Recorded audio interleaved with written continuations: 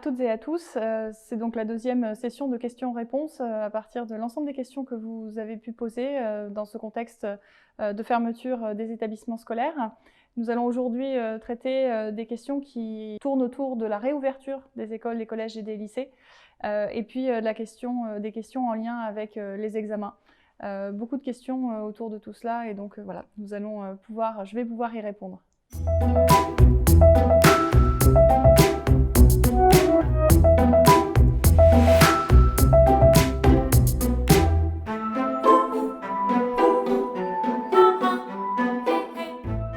Alors, le président de la République a annoncé qu'effectivement, les crèches, les écoles d'abord, les collèges et les lycées ensuite allaient pouvoir progressivement réouvrir.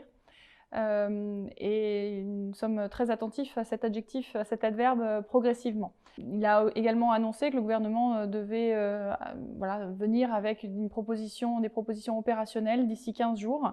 Donc c'est ce sur quoi travaille le ministre de l'Éducation nationale pour ce qui nous concerne. Nous savons donc que cette réouverture se fera après une concertation très large qui sera réalisée avec les partenaires sociaux, avec les fédérations de parents d'élèves, avec les élèves eux-mêmes, pour tenir compte bien des préoccupations de l'ensemble des parties prenantes de l'école.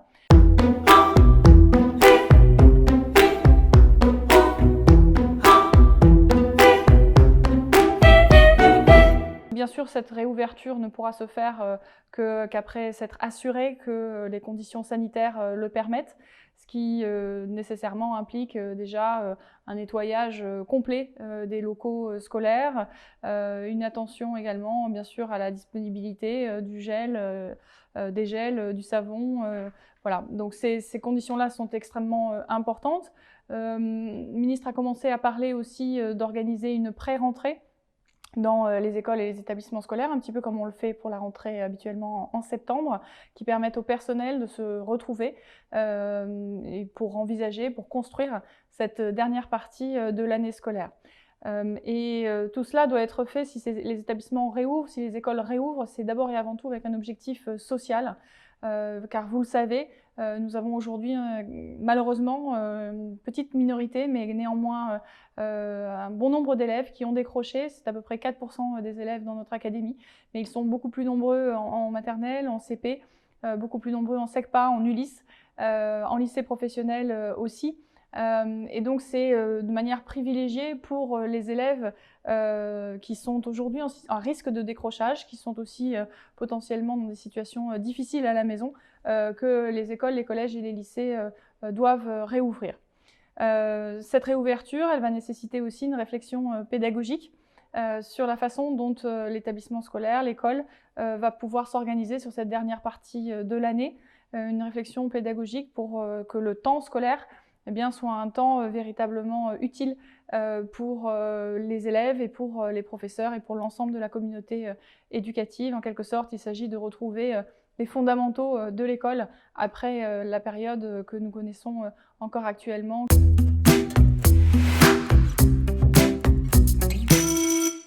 La question de la progression pédagogique, elle est tout à fait importante et elle est assez largement partagée. Il n'y a pas de réponse unique à cette question-là.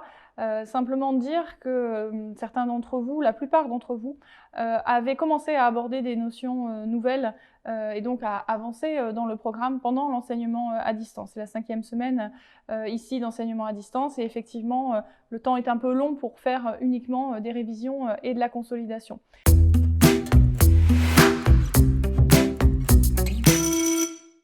Donc vous avez commencé à aborder ces nouvelles notions.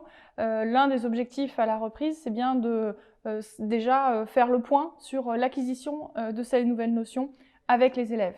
Ensuite, effectivement, l'idée c'est de poursuivre la progression pédagogique, mais bien sûr pas de viser à faire l'intégralité du programme de l'année d'ici aux grandes vacances, qui sont toujours fixées au 4 juillet, car voilà, ça n'est pas souhaitable.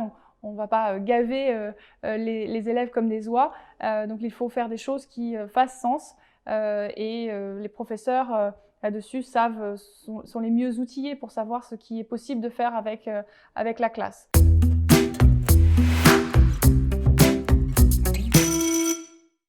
Peut-être dire à cette occasion-là aussi que le niveau scolaire à la rentrée 2020 sera bien sûr très différent de celui des élèves à la rentrée 2019. Et en tout état de cause, il ne s'agit pas de se dire qu'on va à toute marche forcée finir le programme en 2019-2020.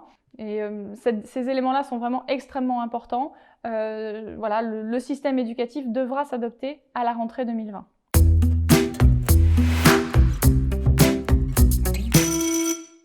Alors l'organisation des examens, c'est une organisation, vous la connaissez, qui est très chronophage dans les établissements scolaires et nécessite beaucoup d'anticipation.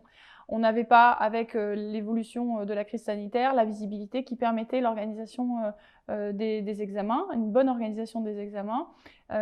Et dans le même temps, il ne s'agissait pas que les élèves qui sont en troisième cette année, qui sont en première ou en terminale, eh bien, ne puissent pas passer le brevet ou les épreuves du baccalauréat. Et soit de ce fait, en quelque sorte, pénalisés par la crise sanitaire. Et donc, dans un souci voilà, d'équité, pour que les élèves ne soient pas lésés, il a été souhaité que l'examen soit maintenu, mais en tenant compte, bien sûr, des conditions très particulières dans lesquelles nous sommes et qui privilégient la prise en compte du contrôle continu.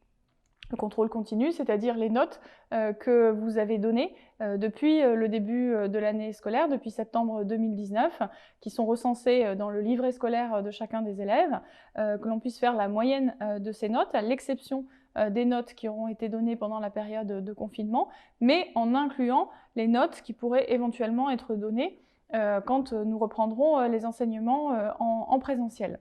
Donc une moyenne de ces notes. Après, il y a un souci d'équité de traitement entre les élèves, parce qu'on sait qu'il y a des politiques de notation qui sont différentes d'un établissement à l'autre, quelquefois d'un professeur à l'autre. Il ne s'agit pas que les élèves soient lésés par ces différences de notation. Et donc des jurys d'examen des livrets scolaires vont permettre eh bien, d'harmoniser ces notations, comme cela a pu être le cas par exemple au moment des épreuves de contrôle continu en janvier. Et puis enfin dire un mot des élèves qui considéreraient que bien, ils ont déjà leur brevet ou déjà leur baccalauréat compte tenu des excellentes notes qu'ils ont pu obtenir depuis le début de l'année scolaire. Pour ces élèves-là, rappeler qu'il y aura une clause d'assiduité qui sera intégrée notamment sur les épreuves du baccalauréat, clause d'assiduité sur le retour dans les établissements scolaires après, à la fin de la période de confinement. Et donc, il va nécessiter que ces élèves reviennent dans les établissements scolaires.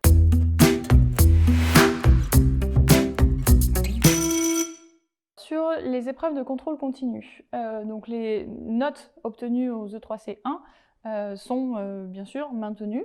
Le jury et l'ensemble des candidats de l'académie a composé, l'ensemble des copies ont été corrigées, la commission d'harmonisation s'est tenue la semaine de la rentrée début mars, et donc ces notes sont bien sûr intégrées au livret scolaire des lycéens de première. Pour ce qui est des E3C2 qui auraient dû se passer à la mi-mai et donc être préparés dès maintenant, ces E3C2, la note des E3C2 sera calculée à partir de la moyenne des notes des E3C1 et puis des E3C3 qui se dérouleront donc l'année prochaine. On peut donc dire en quelque sorte que ces E3C2 sont neutralisés de cette façon-là. Concernant l'enseignement de spécialité qui est abandonné à la fin de la première, là aussi, ce sont les notes du contrôle continu tout au long de l'année qui permettront de valider cet enseignement de spécialité, avec là aussi la tenue d'un jury d'examen délivré pour eh bien, s'assurer que les notes qui ont été données suivent une politique académique dans chacun des enseignements de spécialité.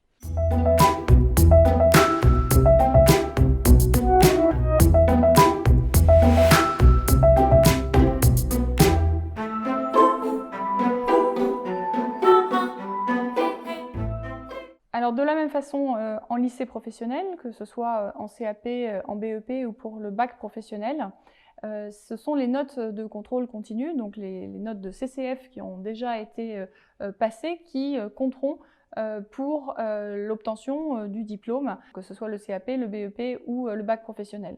Concernant les PFMP, Il y a beaucoup de questions autour de la poursuite des PFMP à la sortie du confinement. Il sera sans doute très compliqué de pouvoir organiser ces PFMP avant les vacances scolaires. Très compliqué pour plusieurs raisons. D'abord parce que une partie des entreprises sera elle-même en difficulté en lien avec la crise sanitaire et que le redémarrage de l'activité nécessitera de mettre une priorité bien sur ce redémarrage de l'activité et laissera moins de temps pour former nos jeunes à l'occasion de ces PFMP. Et puis par ailleurs, les entreprises avec lesquelles vous travaillez, eh bien, vous avez le souci de pouvoir entretenir une relation de confiance, de pouvoir les prévenir, de pouvoir travailler en bonne intelligence avec elles et donc d'avoir un peu d'anticipation. Et donc effectivement aujourd'hui, nous ne sommes pas dans la capacité de pouvoir avoir de l'anticipation sur cette question des PFMP en sortie de confinement. La règle est que les PFMP seront validés ou permettront l'obtention du baccalauréat professionnel à partir du moment où 10 semaines de PFMP auront été effectuées pendant la scolarité en bac professionnel. Et donc, en principe, ces 10 semaines devraient déjà avoir été effectuées et vous permettre eh bien, de vous recentrer sur l'activité propre au lycée professionnel pour que les élèves retrouvent leurs professeurs, que les professeurs retrouvent leurs élèves avant les vacances scolaires.